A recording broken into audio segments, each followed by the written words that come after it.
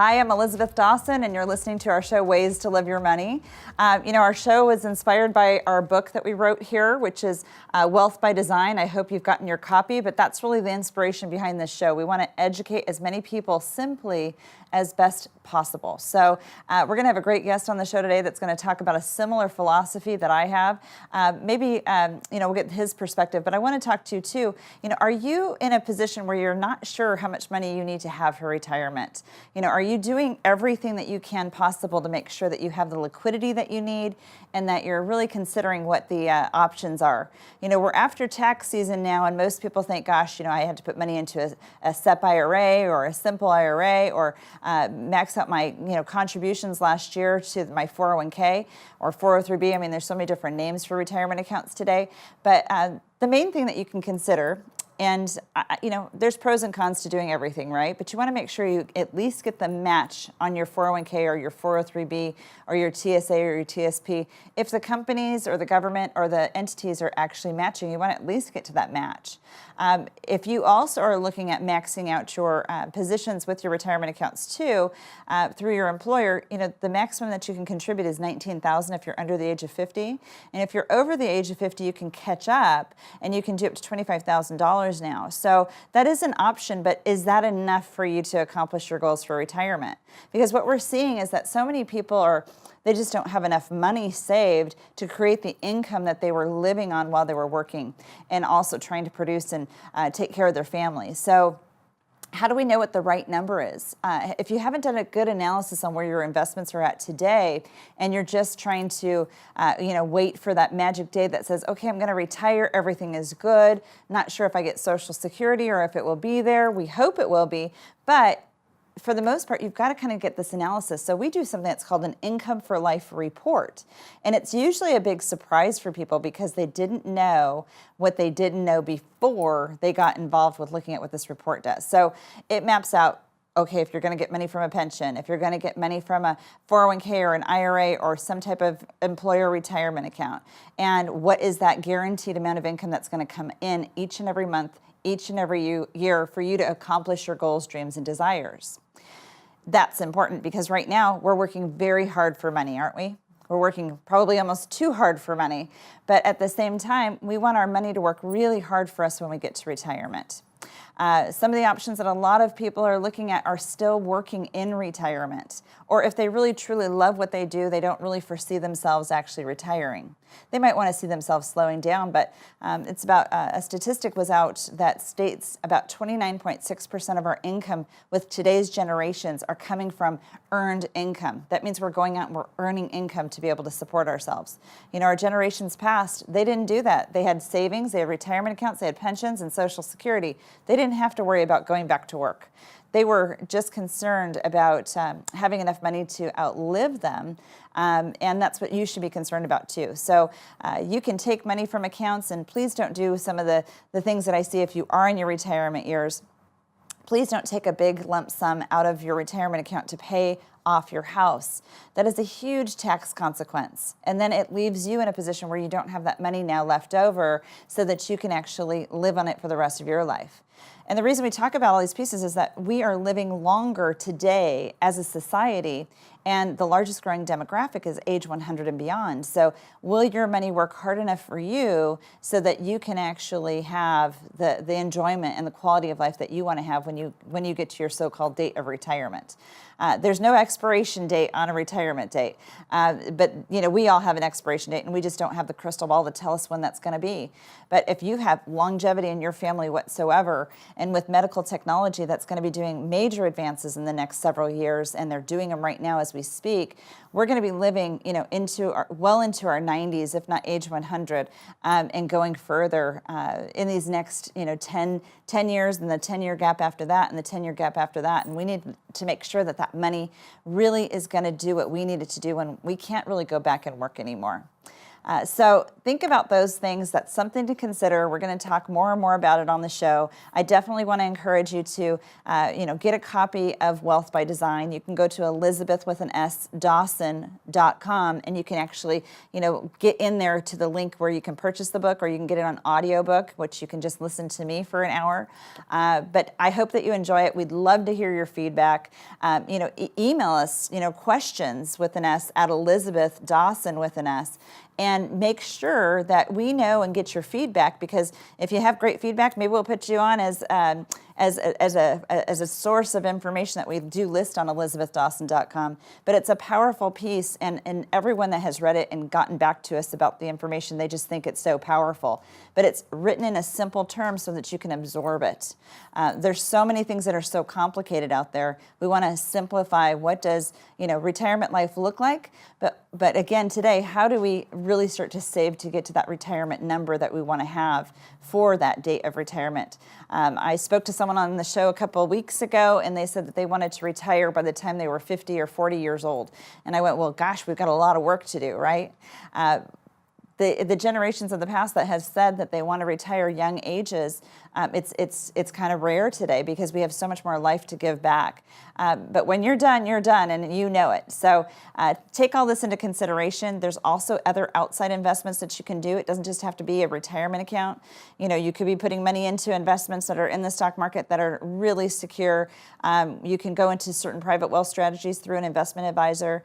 There's ways that you can actually invest and create your own little pension, if you like, through non-qualified contributions. And non-qualified contributions are monies that are not going into a retirement account, but they're going into these accounts so that you even have more and more assets as the future goes on. It might be real estate that you're interested in. There's so many different pieces and caveats, but if you haven't talked to a professional, today is the day that you need to start talking to a financial professional that can actually help you out and help map these pieces out. It's worth its weight in gold. So take approach of getting that income for life report if that's something you'd love to see. You're welcome to give us a call at 619-640-2622. We'll do the analysis if you're in retirement, if you're 5-10 years away from retirement, to see what it looks like, and you can actually decide how much more do I need to put away and do what I need to do to make this happen. Because again, logically, even if you're putting in $19,000 to $25,000, that's it, and you're making over $100,000 per year, is that really going to produce $100,000 per year for you for the rest of your life?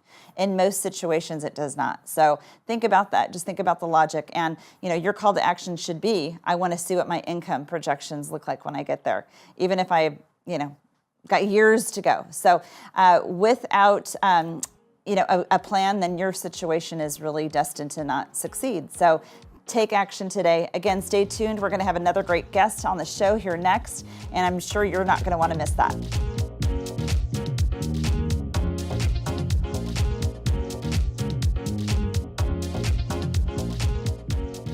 Hi, it's Elisabeth. I just wanted to mention to you, we love your feedback and understand how you're feeling about the show. Are we giving you the content that you want to hear? Is there something that you might have a question about? If you've got a question, please don't keep it a secret.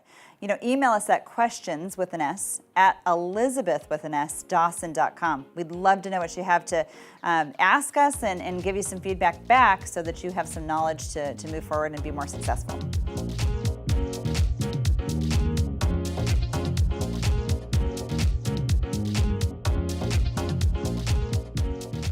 Thanks for staying tuned. I'm Elisabeth Dawson, Ways to Love Your Money. We've got a great guest on the show next, and this is Eddie Ghabour, and he's the author of The Common Sense Bull. It's maybe not everything you think it is, but it's that much and more. So he's a financial expert. He is out of Delaware, and he is Skyping in today. So welcome, Eddie. Hi, Eddie. How are you? I'm doing great. Thank you so much for having me. Good. Yes, I'm glad that you're here. And I know that we were just chatting and you were gone with spring break with your kids the last week. And, I was gone with my son at, his college graduation. And I feel like I'm just starting to get back into the swing of things. But, that's kind of what makes us human, right? That's exactly right. It takes a while to get used to it, but it'll be another day or two and we'll be right back in the groove. I know. So tell me a little bit about The Common Sense Bull. This is a powerful book. I think that it's very well written, and I think that there's a lot of meat and potatoes, but for the average consumer, how well do you think that they're responding to your book right now? Well, thank you for those kind words. So far, the feedback has been fantastic. My goal with the book was to put it in terms that everyone can understand. Okay. You've been very successful in this business for a long time, so you know how intimidated most individuals are when it comes to financial planning. So I was trying to put it in a way to show folks that financial independence is actually very easy if you just follow some core principles without having to get too technical. And that's probably been the best feedback I've been getting for people is That's great. not only do they enjoy the read, but they said that they really understand it. And that makes me feel good and very gratifying for sure. Well, that's the exciting truth when it comes out to, a consumer reading this, or a friend or a colleague or something like this. They read this and they feel like, gosh, there's really a great message here. So I know what I want to do is empower and educate more people in the community as well as around, the country. And I think that you're starting to do that as well. Thank you. And you're right. That's a big motivation. I mean, the things that you and I that come natural to us, I think sometimes at least I speak for myself, to kind of take it for granted that most people know what we know, and they truly don't. So I tell folks my goal now at this stage in my career is to educate, but also motivate in a way for people to not only just read and learn, but actually go out and do it. Now, what do you think is the toughest things for people to consider to go out and just do it? Well, I think the toughest thing with people that are trying to get to where they want to be financially is the actual discipline behind it. Sure. It takes a lot of discipline. I've been very blessed to be around very successful clients that are retired. So I've learned so much from them in the last 20 years on the sacrifices they made to reach this financial independence. And now they're living a wonderful life. I think most people know what they need to do. It's just a matter of getting the right team and coaches around you to motivate you and hold you accountable. I do the same thing myself. I have business coaches and financial coaches and life coaches, and they have just taken me to levels that I never thought I would get to. So I put my money where my mouth is. I'm a big believer in coaching and accountability. Well, that's great. I think that that's an incredible message because coaching, I think, is a bigger factor out there. Most people don't realize that they need to get that professional experience or knowledge from someone and that advice because they're trying to do it out there themselves. They're trying to do DIY life, do it yourself. And I think that that's sometimes the bigger, the hurdle for them to get over. And what's been your experience with people that are just trying to do it by themselves and not really getting the coaching and the expertise from professionals? Well, I think for most do-it-yourselfers that I come across, if they're really truly being honest, because we have very blunt and open discussions, is they're looking as a way to save money. Okay, they look at hiring a coach as an expense, where I look at it as an investment. If you look at, I was surprised at how a lot of successful people that I've met that they have coaches themselves, and that was a real eye opener to me 10 years ago. Sure. So everyone needs a coach, in my opinion, if you're trying to get to new levels, because we're human beings. We're going to procrastinate. We're not going to push ourselves to the limit unless we have someone that we can trust pushing us. Well, it's going to trust to push us to be accountable, right? That's exactly right. I mean, I think if I'm being very honest with myself, if I've ever had shortfalls, as many people have had, and I were to look back at the reason for those shortfalls, it's my fault. It's not anybody else's fault. Yes. And so that's the whole accountability thing, is really holding myself and everyone to a high standard. So that way, at the end of the day, we all work very hard at our careers, no matter what career it is, that one day we can look back and say, you know what, I sacrificed a little bit today to have a much bigger reward down the road. Well, I think that's an important message for people to really listen to and take on, because the majority of successful people, they do have someone that helps them in coaching, in accountability methods. And if you're trying to strive to be stronger and better at what you do and to do better for the community and who you're trying to work with, then it's a much more powerful approach. Because I think we all deserve, if we're going to really truly try to be successful, having those mentors in our life that we can actually learn from and become as successful, if not more so, in our future and our careers. Absolutely. I mean, I look at the investment I've made into the coaches that I have, as well as the mentors that I've had.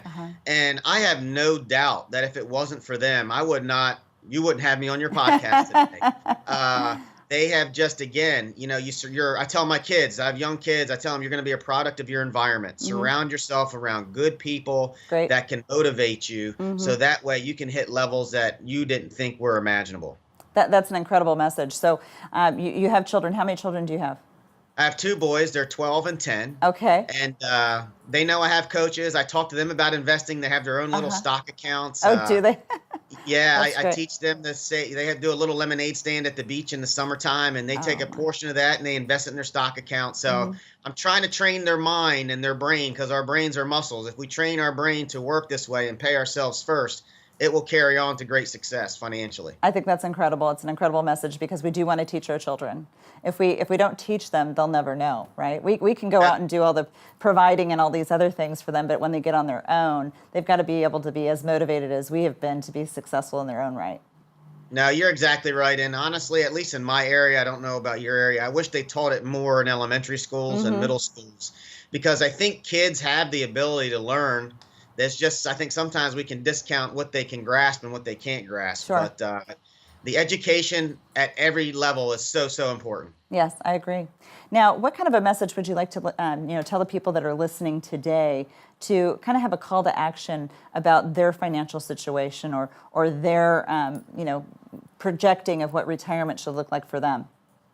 So, my message to anyone that's listening today is if you have not had a detailed review on your personal financial goals and where you are right now financially Mm-hmm. and the steps that you need to take to get to success, then you're doing yourself a disservice and you need to move and go to do that because Mm-hmm. that's the problem is people just they ignore themselves unfortunately because they're so busy in their day-to-day Sure. lives Mm-hmm. that it's easy to put that to the side. So my hope with the book and everything that we're doing, both you and I nationally with all the Mm-hmm. interviews we do is motivate people to spend time and invest in themselves and at least review their plans. Minimum, in my opinion, should be 6 months. But Mm-hmm. if you haven't done it in a year, then you're probably off course already. Oh, I agree because sometimes people look at their portfolio and they go, gosh, I haven't made any money, but really they actually have, and they're not looking from a certain period of time to a certain period of time. There's going to be risk, right? There's going to be risk in the marketplace.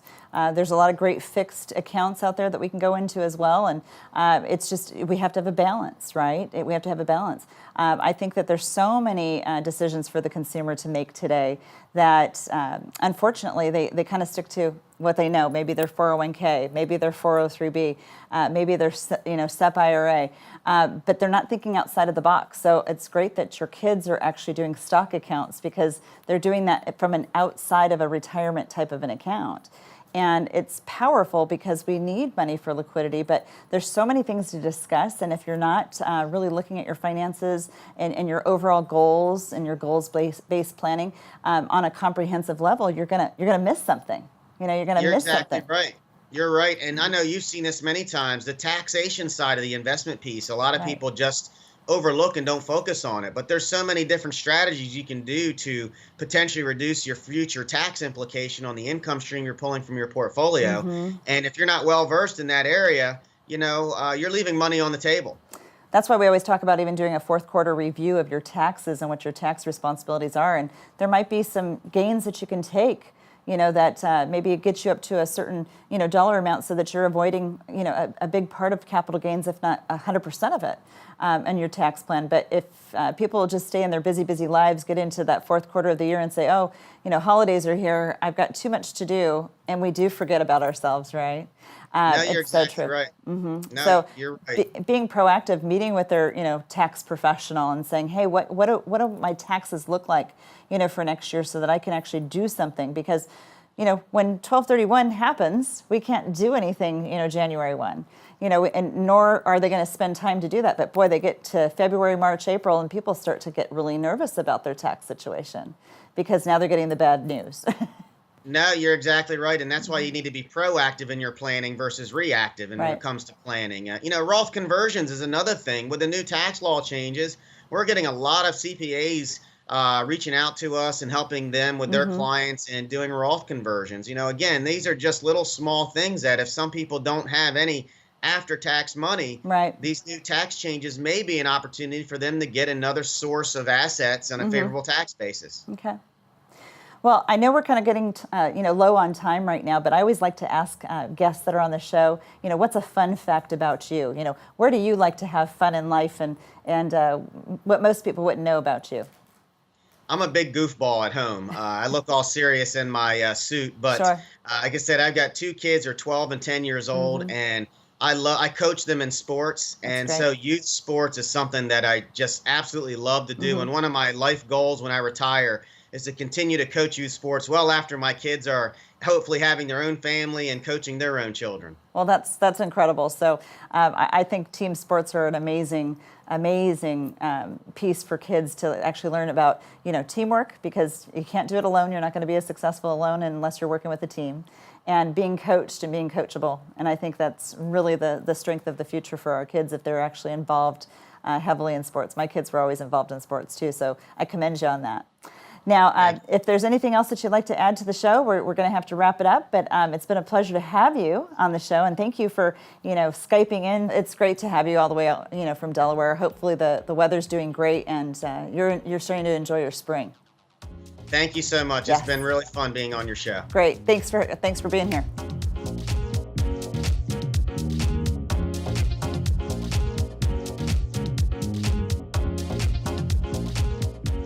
Hey, this is Elizabeth. I'm here. I want to find out what you think about some of the people on the show today. I think it's a great opportunity for you if you would like to be introduced to them, as well as even be a guest on our show too. So give a call at 619-640-2622. Let them know that you were listening to the show and that there was a guest that you really would like to be introduced to. Or again, give us some feedback. We'd love to know what you have to say about the show. You can even email us at questions@elizabeth.dawson.com. We'd love to hear what you have to say. We want to know who you want to hear and who you want to see and who you want to meet. So again, stay in touch with us. Give us feedback. We love it.